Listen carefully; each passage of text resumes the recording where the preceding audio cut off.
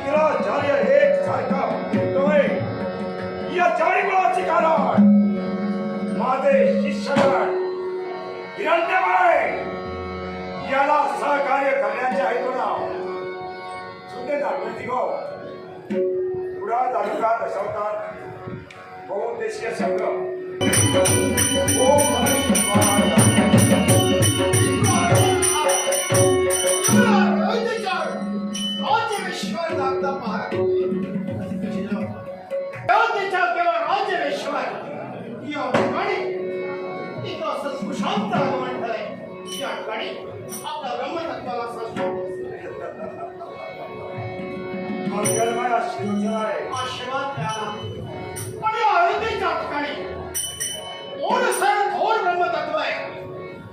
जाणून घेण्याची जिज्ञासा आमच्यामध्ये आहे.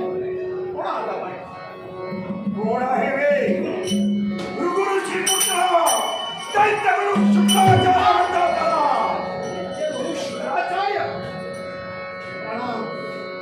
पण मला एक सांगावं, गुरु शुक्राचार्य या अयोध्येच्या पुनर्विक क्षेत्राच्या किंवा राज्याभिषेकावर आपण काय करत आहात? माझे राजहाराची कृती करत आहात. माझे कित्येक शिष्यगण आहे आणि त्या शिष्यगणांच्या जीवाचं संरक्षण करणं याची जबाबदारी माझी असल्या कारणानं या योजनेच्या रवानदारीशिवाय दैत्यगुरु शुक्राचार्य आहे. आपण दैत्यांचे गुरु आहात आणि केवळ प्रत्येक क्षण घडवण्याची आपण कृती करत आहात. पण मला एक सांगा, आपल्या वस्तीस्थानात ते केवळ त्यांना घडवण्यासाठी करतात. मग या लोकांच्या ठिकाणी या अयोध्येच्या केवळ या प्रत्येक क्षेत्राच्या राज्याभिषेकावर आपण कोणाला हात आहात? तुम्ही म्हणतात की केवळ माझ्या भक्तगण माझ्या शिष्याकडे वागत आहे. कशासाठी? आरशा उद्देशानं कोणत्या हेतूपूर्वक परिस्थितीनुसार आपण इथं आहात? पण मला सांगा, तत्पूर्वी माझा परिचय आपण करून घेतला पण आपली ओळखी आम्हाला नाही. लक्ष्मणाचा पुत्र चंद्रकेतू सीमा चंद्रकेतू या अयोध्येमध्ये माझे शिष्यगण हिरण्यमय आणि रक्ताळ आहे. यांच्या संरक्षणाची जबाबदारी माझ्यावर आहे. त्यांच्या जीविताचं रक्षण करणं हे आद्य कर्तव्य माझं आहे आणि त्याच कर्तव्य हा दैत्यगुरु शुक्राचार्य पार पाडतोय. दैत्यगुरु, आपल्या मुखातून शब्द बाहेर पडले केवळ रक्ताक्षी आणि आपला पश्चिम हे दोघे आत्मने त्यांच्या रक्षणासाठी होणार. मला सांगा, या अयोध्येच्या पुण्यमय क्षेत्रात ज्याने हाहाकार माजवलाय, ज्याने जीवन विस्मृत करण्याचा प्रयत्न आपल्या केवळ शिक्षणाने केला, आपण त्यांचे गृहात मग गुरुया जाताना त्यांना उपदेश का करत नाही? आपण निष्कृत्य करत आहात. योग्य तो उपदेश त्यांच्या जीवनामध्ये केला आहे. याच्या मूळाची कारण आहे साऱ्या देवतांचा फायदा करायचा आहे. देवतांना आपल्याला करण्यासाठी हे एक पाऊल आम्ही टाकतो. या ठिकाणी आपण एक गुरु आहात. आपल्या शिष्याला केवळ मार्गदर्शन करण्यासाठी पाठवला, पण मुखातून आपल्या शब्द बाहेर पडतोय की देवांचे वैर आणि देवतांना शासन करण्यासाठी अशा प्रकारचा विचार धर्म मानवण्याच्या कृतीसाठी माझ्या शिष्याला स्थापित केला. देव हे स्वर्गीच्या ठिकाणी राहतात. आपल्या प्रगतीची पूर्तता आपण केवळ स्वर्गीच्या ठिकाणी देवतांपर्यंत जाऊन करावी. जाणारच आहे, पण तत्पुरी मर्द मानवाला प्रायश्चित केल्याशिवाय देवता तिथपर्यंत येणार आहे. याच उद्देशानं दैत्यगुरु शुक्राचार्य त्यांच्या मागोमाग त्यांच्या रक्षणाचं कोणी साक्षात होणार? मनुष्यमानवाने माझा परमेश्वराने मानवाने केला. म्हणून ते वागताना अशा प्रकारे त्यांनी करण्याची कृती आपण करत आहात. देवतांची भक्ती करताय, देवतांना उडीला पाठवतोय आणि त्या ब्राह्मणांचं संरक्षण सारे क्षत्रिय करताय. अर्थात क्षत्रियांना जर का शासन करताय तर हे ब्राह्मण भवनादी कर्म करताय, हे हो भवनादी कर्म करताय. देवतांची शक्तीशील आहे आणि दैत्यांच्या बाबतीत विजयाची विजयी पताका मिळेल. आपणच म्हणून गेला केवळ ब्रह्मकुळात केवळ दुसरा झाला. आपण सुद्धा एक ब्राह्मण आहात. केवळ जाणीव देतो पुन्हा केवळ आपल्याला आहे.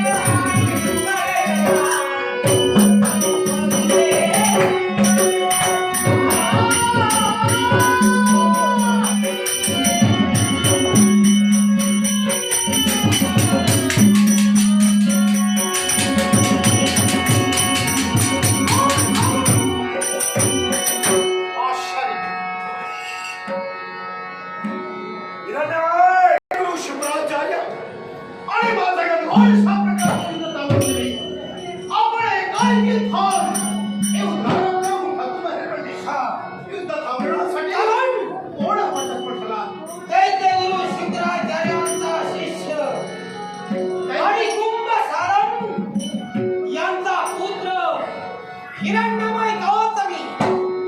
दैत्यगुरु केवळ शुक्राचार्यांचे शिष्य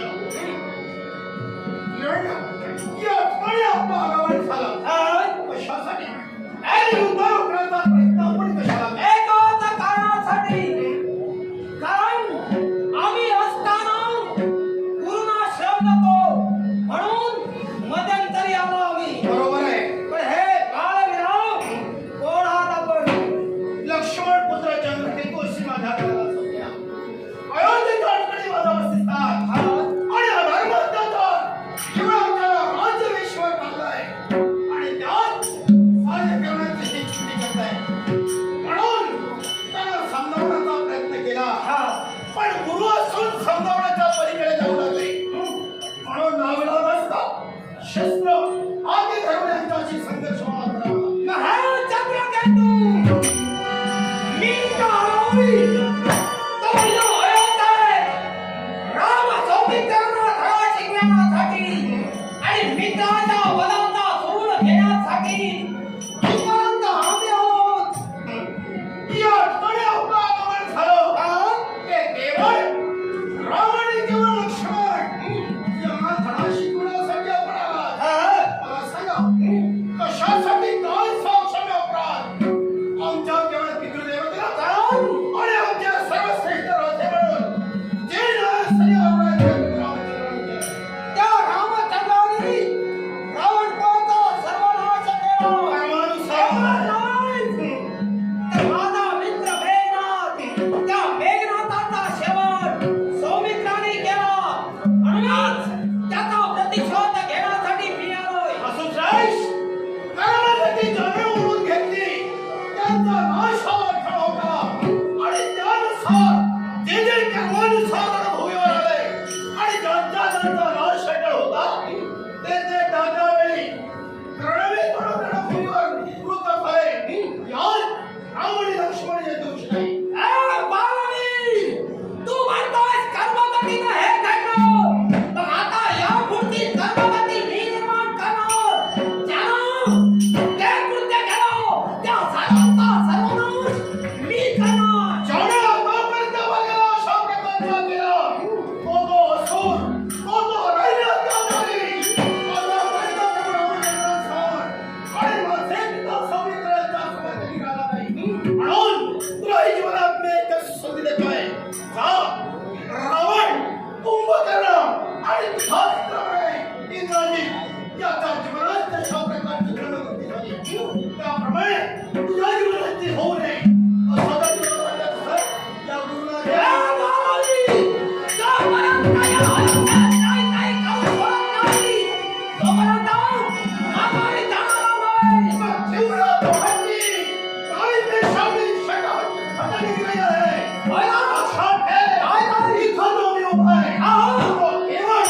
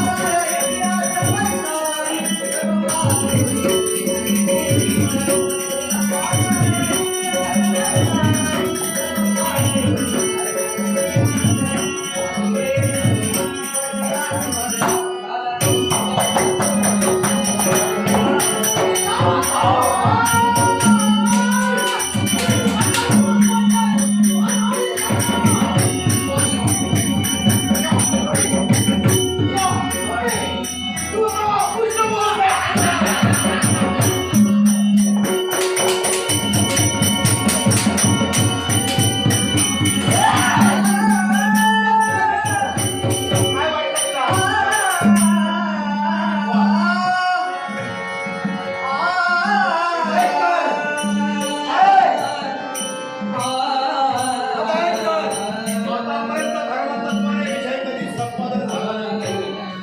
झाला तो धर्मतत्वानेच केला. पण तो सदैव काय असतो हे तुला आम्ही दाखवणार आहोत. तुला आम्ही ही भीती होणार नाही. नाटक गो दशावतार नाटक एका युद्धाला पुरुषोत्तम तुझा शेवटही आम्ही केला असता पण तुझे हाल हाल करून होय ना तुला जीवन कसं असतं हे जगायला आम्ही दाखवणार. पण विचार कर तुला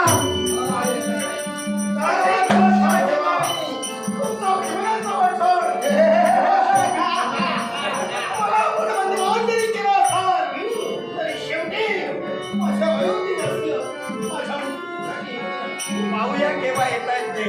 आणि जो जो कोणी तिच्या मुक्ततेसाठी त्याचा अहो पिताश्री या काही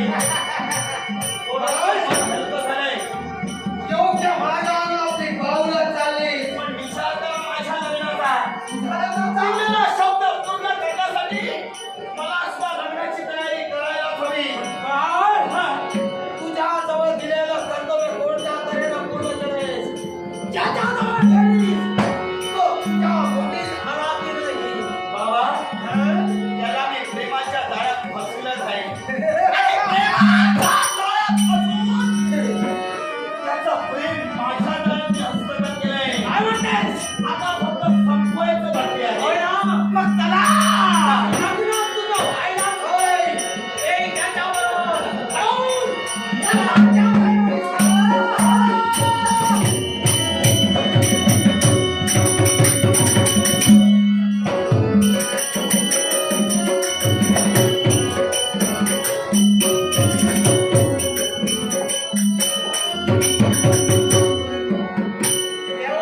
गावकारी म्हणजे गावकारी गावकारी शोधण्यासाठी नाटक सांग.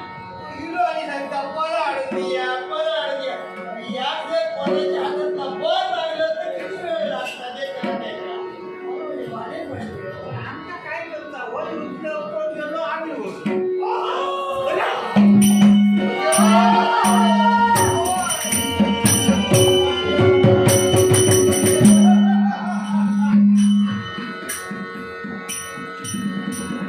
आशीर्वाद. काय कसं काय चाललंय? तुझ्या आशीर्वादात सगळं बरं आहे. होय ना? होय तर. आता यावेळेपेक्षा बरं चालेल. काय सांगतात तुम्हाला पुष्कळ धान द्रव्य दिलं जाईल. नवीन ठरवलंय काय काय? नवीन ठरविलंय हा बरं लग्न ठरविलंय मी म्हणजे काय ती ना वाटवर जेव गावतेला. आणि लाडू मोठे असले तर आम्ही जेव गावतेले कुणाला जवळ फार का तुझे माझं लग्न आता नव्हे. चला, तिथं गेल्यावर एका स्त्रीला हळदी लावायची आहे. तो हळदीचा कार्यक्रम तुम्हाला पूर्ण करायचा आहे. चला माझ्या काय बरोबर. सांगताय का शेवटच्या दमला नको ह्या सदीना आपल्या सांगतं तेव्हा आधी खूप दिवस झाले हळद खेळत गावात हळद तळत गावात आता किती चढाई मग हळद त्यामुळे तर आम्ही करतो.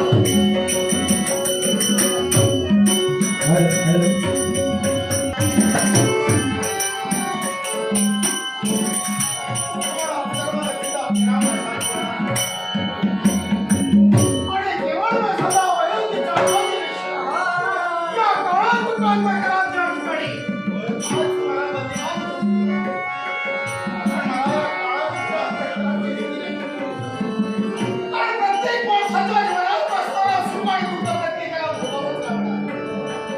पण मी जे धर्म कार्य हाती घेतलं होतं ते धर्म कार्य करत असताना माझ्या जीवनात अशा प्रकारचा केवळ दुर्दैव आला.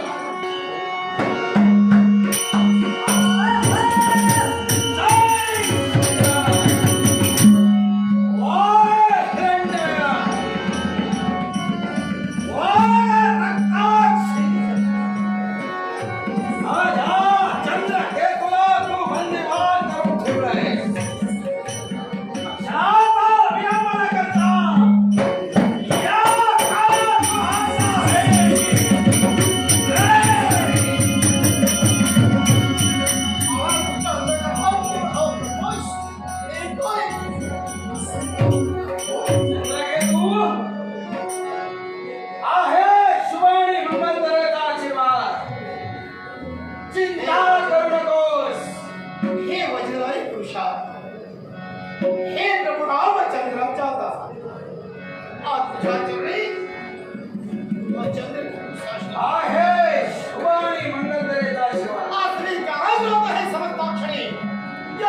स्वतः ध्वन्य ठेवून आश्रमाशी मुक्तता करण्यासाठी आपण इथं आलात.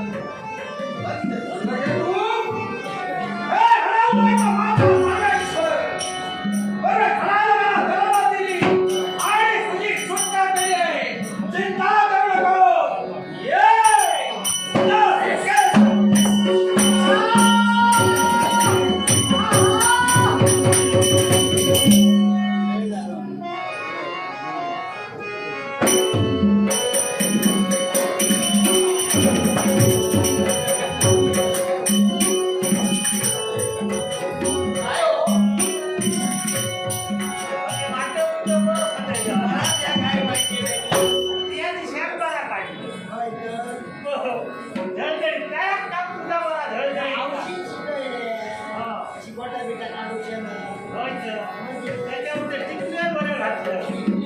आणि एका सवय लहानपणापासूनच रांगोळी घालण्याची सवय.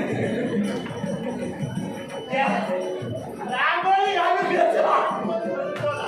धरलं तर शेवटा वाटला असं नाही. हिरो आमच्या घराकडे आणि सांगले हो. याचे बहिणीचा तुझा पंचा असा ना तुका काय करूचा तुझा प्लॅन काय असा नाही तर त्या का घाली आजकाल काय पण घोड्यात येत त्या का घालूची सवय असते. आता रवली खाई ओ मारायचा मी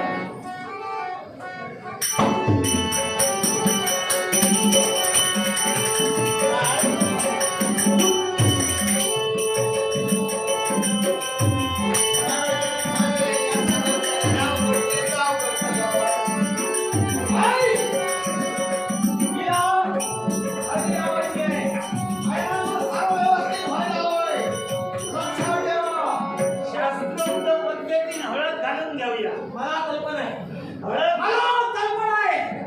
मी पूर्णपणे तुला ओळखलंय. हा.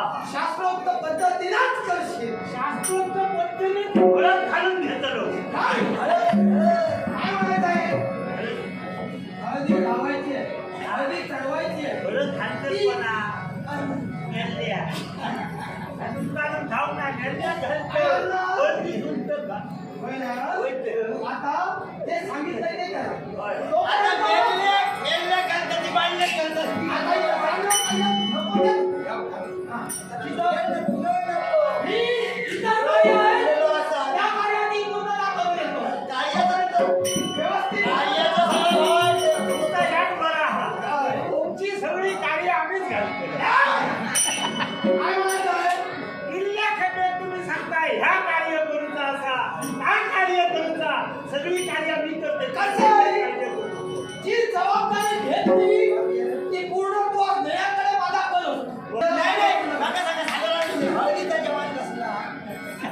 तुम्हाला जे जे हवं असेल ते ते मिळेल. विचारले बाबूला असतो ना, मला माहिती नव्हतं.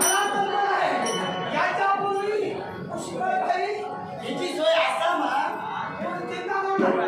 सारी व्यवस्था केलेली आहे. कार्य करण्यास सक्षम आहे. पण काय वाटलं हे असे फाटके दिसले ना काय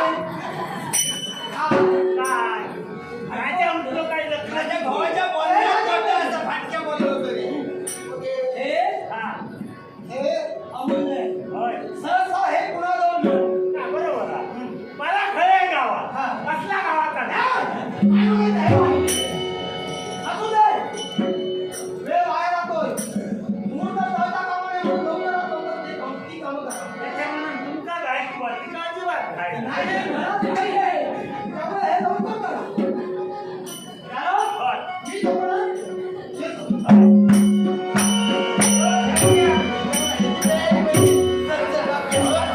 हळदीचा सर्वात समाज महाराजांनी काय सांगले या शास्त्रोक्त पद्धतीने हळद अरे भाई कुठं बघे हसतोय. फक्त बोला कसा याचा भाग लागला बघला आता सांगता हळदी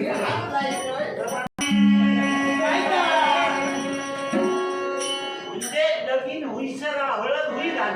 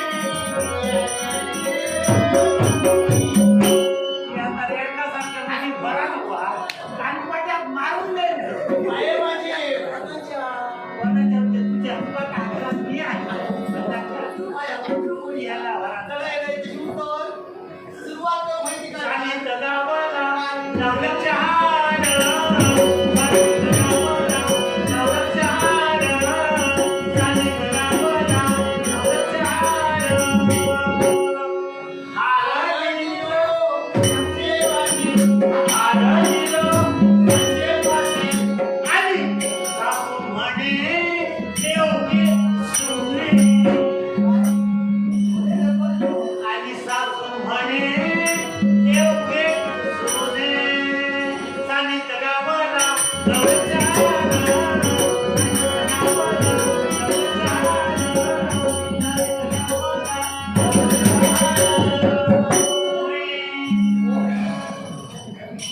महाराजांनो होय हे हळद मी महाराज केले कडे स्वस्तापा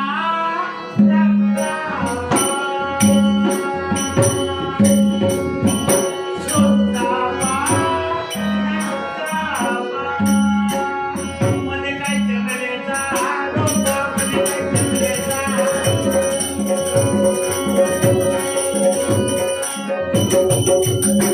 चमेलीच्या रोप्याखाली चमेलीच्या रोप्याखाली नवरी उभी केली, नवरी उभी केली.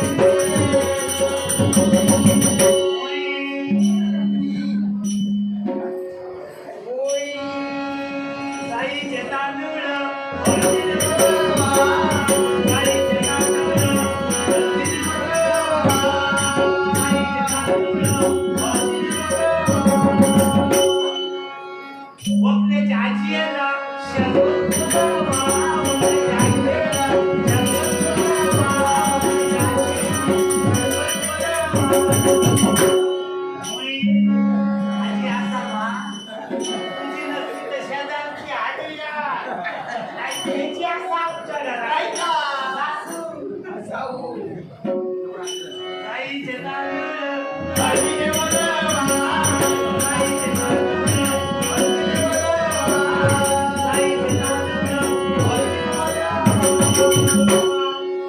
बघण्याच्या बहिणीला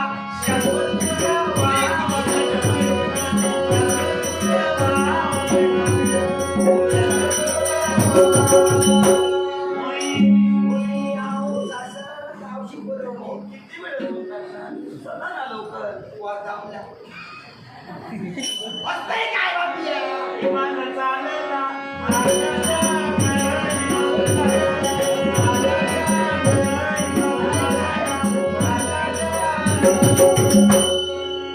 तारा तुझ्या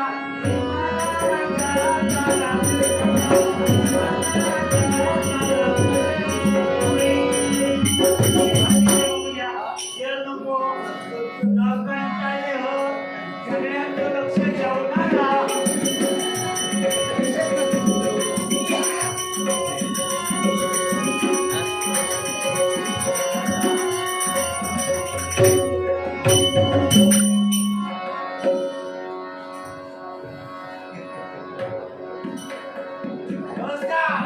सगळी जय्यत तयारी अरे खालून झाली सगळं झालं. होय आता ऐक ना, काय इतर कार्य आहे हा त्यासाठी सहकार्य करा चला आणि मागावून आम्ही येतो तुमचं वेतन योग्य त्या प्रकारे तुम्हाला दिलं जाईल. काय तुम्हाला जे जे हवं असेल ते योग्य त्या प्रकारे दिलं जाईल. आम्ही देतो रस्ता आमचा ठाऊकच असा आम्ही देतो अजिबात विचार करूच्या आधी मी असो आणि कसं आम्ही असा काय देता काय आणि आपलं हरस काय देतो तो फक्त बोलाच्या पुरतो त्यांना दिलं होय. होय तर हे बघूयात ना मोठ्या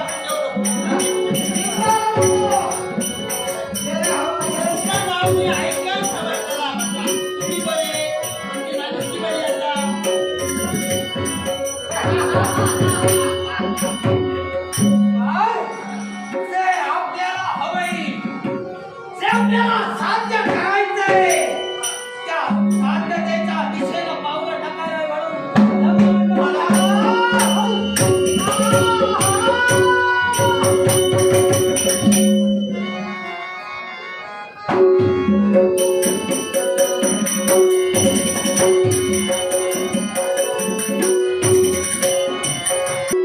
Thank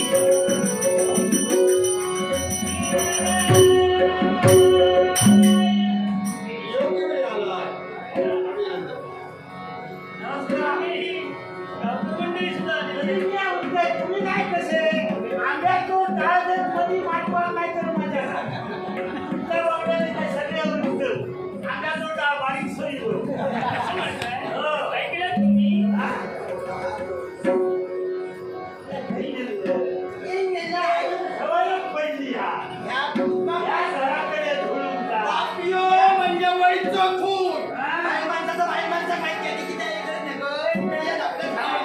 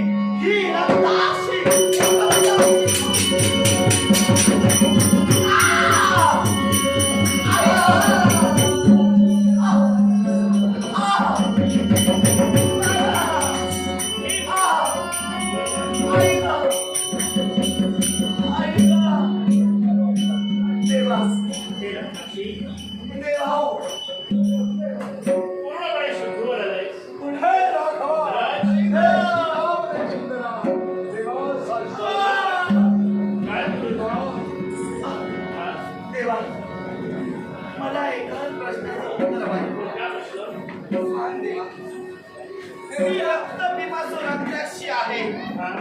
पण देवा मला सुद्धा वरदान होतं. आणि ते वरदान कोणतं माहिती का? ज्यावेळी प्रतिजैविक रसायन माझ्या अंतरावर असेल आणि एवढंच नव्हे तर सूर्यकुलातील तो सुद्धा नागपुत्र, सूर्यवंशी नागपुत्र, त्या सूर्यवंशी नागपुत्राच्या एवढी माझा शेवट होता देवा. आणि ते तुझ्या मग असं असताना एका सामान्य मानवाकडून माझ्या दृष्टीत कसा काय आला? नाटक अगदी साधारणतः शांततेचा काहीतरी कसं आहे का कोणी तू सहज आली नागपुत्र आणि सूर्य कुलोत्पन्न जो असेल त्याच्या आतला आपला मृत्यू साक्षात चंद्रकेतुमुळे कोणी सामान आहे. सौमित्र हा शेषाचा अवतार आणि सौमित्राचा पुत्र कोण असेल तर चंद्रकेतू अर्थात त्याचा जन्म एका नागापासून झाला आणि सूर्यकुलात झाल्याप्रमाणे त्याच्या हातून तुला मृत्यू आलाय. पण एका जैविक रसायन संपूर्ण तुझ्या देहाला विलीन केलं गेलं आणि म्हणूनच ज्याप्रमाणे तुला वरदान होतं त्याप्रमाणे हे सारं सर्वस्व आज घडून आले. म्हणून हा तुझ्या जीवनाचा सेवक या चंद्रकेतूवर गेले.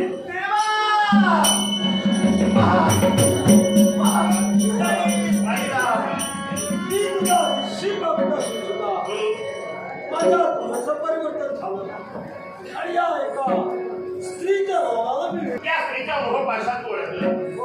प्रेमानं प्रेम धुंद होऊन बळाचं भक्षण केलं. कारण तिनं दिलेला तांबूळ तू भक्षण दिल्यानं आणि ढोंगीला बेधुंद होऊन तिच्या प्रेमात पडला. या तुझा दोषाने दोष कुणाचा असेल तर रक्ताचा. मला जन्मरसात कुणी काहीतरी दिलं असेल हाताला विचार करायला हवा. कारण भगनाथ विषाण याला एक तांबूळ भक्षण केलं. त्याच्या जीवनात काय प्रभात घडला हे सर्व चित्र बाकी विश्वाला पाहिलं तरी सुद्धा बाकी विश्वाला माझी एक प्रार्थना आणि महत्वाची सूचना आहे. लग्न झाल्यानंतर या वधूवाडीवर त्याच्या संपूर्ण देहाला जैविक रसायन म्हणजे हळद चर्चित केली जाते. ते जैविक रसायन म्हणजे हळद 5 दिवस पर्यंत किंवा वराने किंवा घराच्या बाहेर जाता कामा नये आणि गेला असेल कुणातरी समाज ठेवून घराच्या बाहेर प्रवेश करावा. आणि त्याच्यापेक्षा महत्वाची सूचना लग्न झाल्यानंतर वधूवरीवर याला दुष्ट ठेवायचं नाही. तुमच्या इच्छेसाठी तुमची मौज मजा करण्यासाठी लग्नाची मनात किती वेळेपर्यंत ठेवावी याला सुद्धा मर्यादा आहे. अति कुणी करता कामा नये. म्हणून लग्न झाल्यानंतर वधू आणि वर यांची वरात सूर्य अस्ताला जाण्यापूर्वी म्हणजे कातरवे होण्यापूर्वी त्याला ग्रहात प्रवेश करावा. आणि जर ग्रहात प्रवेश केला नसेल हे चित्र पाहिलं तुम्ही त्याप्रमाणे प्रत्येकाच्या जीवनात घडणार आहे. रामेश्वर शहरपुरा वास्तविक याच्या पुढे विचार केलेला होता. आता तुम्ही म्हणालात ते देव कार्यासाठी आणि सत्कार्यासाठी म्हणून तुमचा हात पकडलाय. काय सूत्र हलवावं हे तुझ्या आज माझ्यात हे नाट्य निर्माण झालं. आसवी शब्दाचा सेवक झाला आणि सुराव सोबत अयोध्या व्हावी यासाठी तुम्हाला साऱ्याला माझा आभार आहे. मंगल आशीर्वाद मंगल